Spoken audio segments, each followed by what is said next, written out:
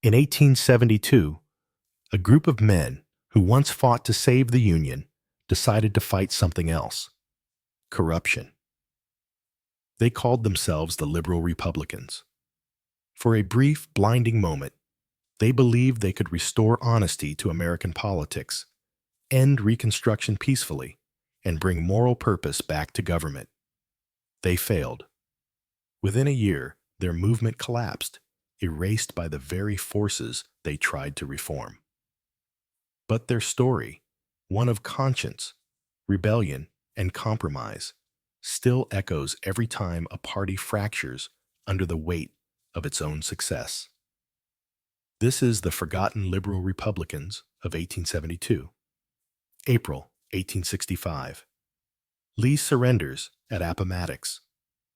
Lincoln is assassinated. Andrew Johnson becomes president, and the Republican Party, the party that saved the Union, freed the slaves, and held the nation together through blood and fire, stands unchallenged. For a moment, it seems like the Republican Party can do anything. Radical Republicans dominate Congress, championing Reconstruction, passing the 14th and 15th Amendments, protecting freedmen's rights, and pushing industrial expansion westward. They are the party of progress, the party of moral purpose, the party of the future. But with power came something else: spoils. The patronage system, the practice of rewarding political supporters with government jobs, explodes under Republican control.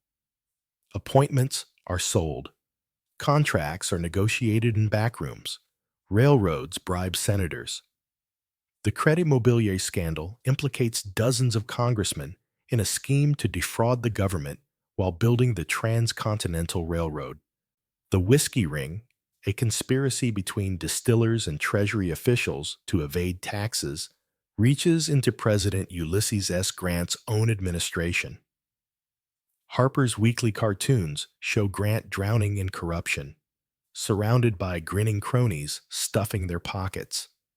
The public notices. The reformers notice more. Historian Ari Hugenboom writes, "Republicanism had become a system of contracts rather than convictions. The party that fought for freedom was now fighting for access. The machinery of governance had become a marketplace. Not everyone was comfortable with this transformation. A faction within the party, intellectuals, journalists, reform-minded politicians, began asking uncomfortable questions. Does the party of Lincoln still stand for liberty, or just for power? Have we traded one form of tyranny for another?" Three men emerge as the core of this dissent. Carl Schurz, German immigrant, Union general, senator from Missouri. He'd fled Europe after the failed 1848 revolutions, fought for abolition, and now saw, in American politics, the same corruption he'd fled. His speeches were fiery, his integrity unquestioned. He became the movement's moral center. Charles Sumner, Massachusetts senator, abolitionist icon, the man who'd been nearly beaten to death on the Senate floor in 1856 for his anti-slavery views. Now, watching Grant's administration stumble through scandal after scandal, he turned his righteous anger toward his own party. He believed the Republicans had lost their way. Horace Greeley, editor of the New York Tribune, one of the most influential newspapers in America. Greeley was brilliant and erratic, a champion of abolitionism, temperance, and reform. He was also eccentric, known for his white coat, round spectacles, and habit of changing his mind. He would become the movement's most visible figure and its greatest liability. These men and others like them called for purification of the government and universal amnesty and civil service reform. Their slogan, "Clean out the patronage system," restore merit to public service, and reconcile with the South. Schertz's words captured the moment. Our task is to elevate public morality above the reach of patronage. It sounded noble. It was noble. But it was also naive. The liberal Republicans' agenda had a contradiction at its heart, one they never fully acknowledged. Yes, they opposed corruption. Yes, they wanted civil service reform. But they also wanted something else: to end Reconstruction. By 1871, federal troops had been occupying the South for 6 years. Freedmen were voting, holding office, building schools and communities under the protection of the military. But white Southerners resisted violently through the Ku Klux Klan, through economic intimidation, through legal maneuvering. Reconstruction was costly, bloody, and contentious. Many Northerners were tired. They wanted to move on, to focus on economic development and westward expansion. The liberal Republicans tapped into this fatigue, arguing for reconciliation over punishment. They called for amnesty for ex-Confederates and an end to military occupation. But what did reconciliation mean for the freedmen? What did it mean to end federal protection before the South had truly changed? Historian Eric Foner, in Reconstruction, America's Unfinished Revolution, identifies this tension, the conflict between justice and peace, between protecting black rights and restoring white Southerners to power. The liberal Republicans, for all their moral clarity on corruption, were fatally blind on race.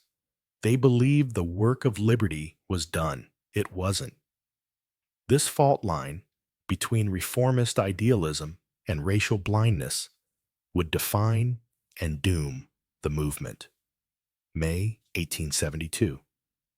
Cincinnati's Exposition Hall is packed with delegates, men in dark suits, speeches echoing off wooden walls. This is the first major split in the Republican Party since its founding, and everyone knows it's historic.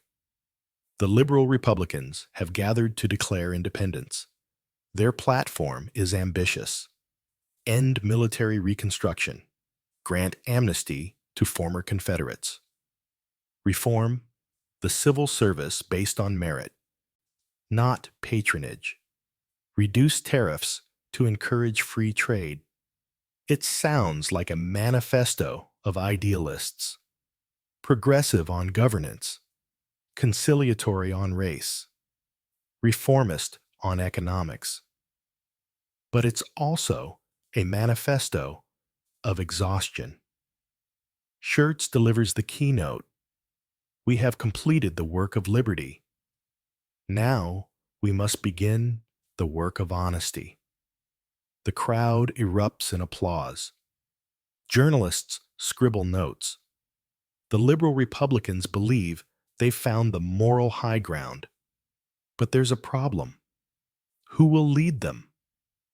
The convention needs a presidential nominee, someone credible, popular, untainted by scandal. They need a unifier. They nominate Horace Greeley. It's a disaster from the start. Greeley is famous, yes, his newspaper reaches hundreds of thousands of readers.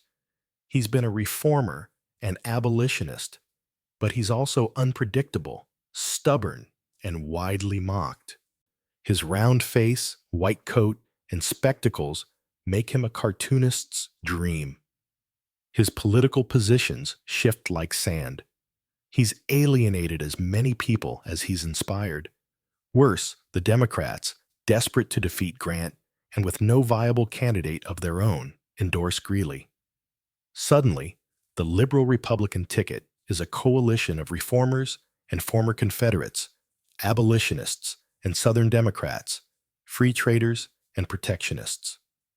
Historian Richard Hofstadter writes, "In uniting reform with reconciliation, they created a contradiction neither side could bear." Campaign posters appear with the slogan, "Anything to beat Grant." It's not inspiring. It's not even coherent. The movement that promised moral clarity has become a marriage of convenience between strange bedfellows. The campaign unfolds like a slow-motion collapse. Grant's Republicans mock the strange marriage of liberals and Democrats. Cartoons show Greeley shaking hands with Confederate generals, while freedmen look on in horror. Republican newspapers call the liberal Republicans traitors, naive dreamers, and Trojan horses for Southern revanchism. Greeley campaigns furiously, traveling, speaking, writing. But his health is fragile, his message muddled. He tries to balance reform idealism with Southern reconciliation and satisfies neither. His own Tribune begins to undercut him. Scandals, real and exaggerated, swirl. Grant, meanwhile, barely campaigns. He doesn't need to. His supporters paint him as the steady hand, the war hero, the man who saved the Union. The corruption? Unfortunate, but manageable. The alternative? Chaos. Election night, November 5th, 1872. Grant wins in a landslide, 286 electoral votes to Greeley's 66. Greeley carries only 6 states, all former Confederate states, desperate for any alternative to Grant. 3 weeks later, Horace Greeley dies, broken, ridiculed, and mourned by almost no one. His wife had died during the campaign. His newspaper had turned against him. His movement had collapsed. He was 61 years old. Within a year, the liberal Republican Party dissolves. Some members rejoin the mainstream GOP, chastened and ignored. Others drift toward the Democrats or independents. A few, like Scherz, continue fighting for reform from the margins. But the movement as a political force is dead.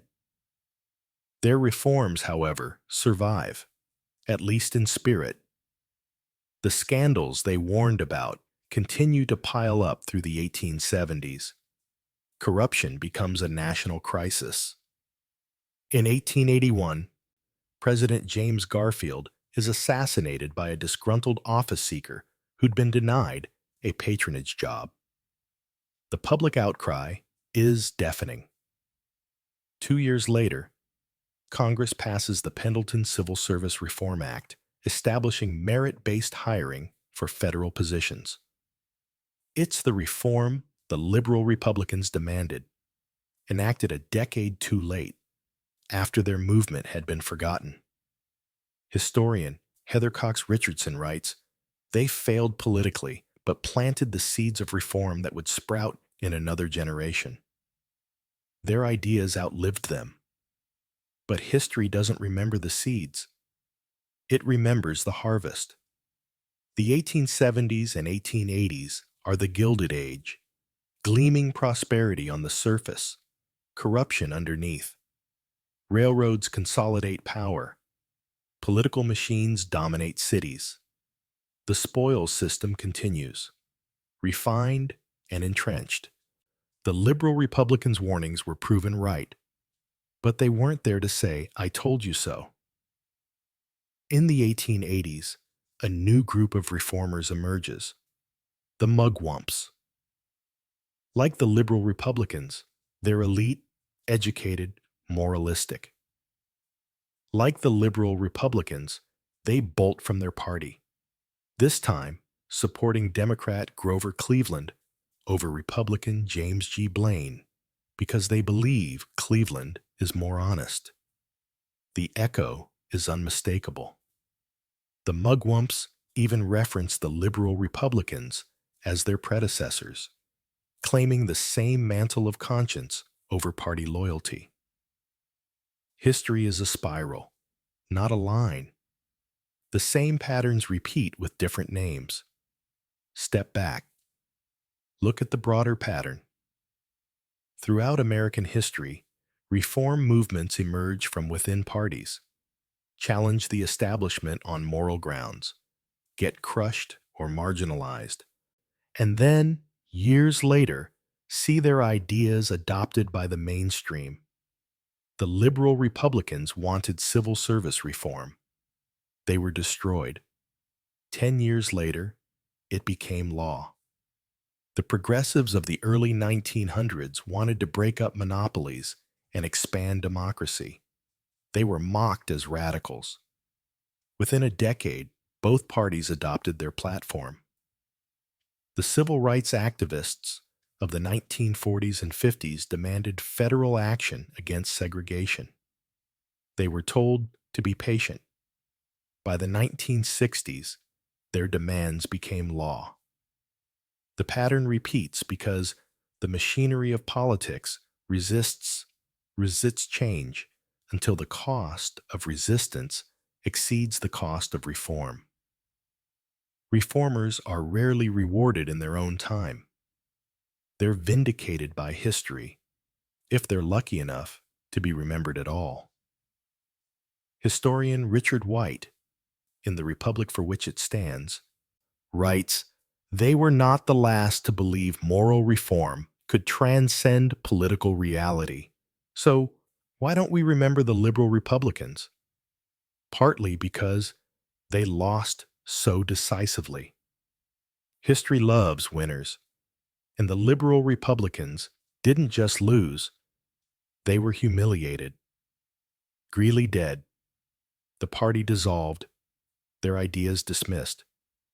But there's a deeper reason. Their contradictions made them hard to celebrate.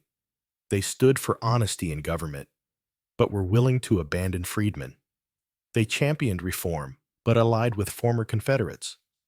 They claimed moral high ground while standing on a foundation of racial blindness. Eric Foner's assessment is devastating but fair.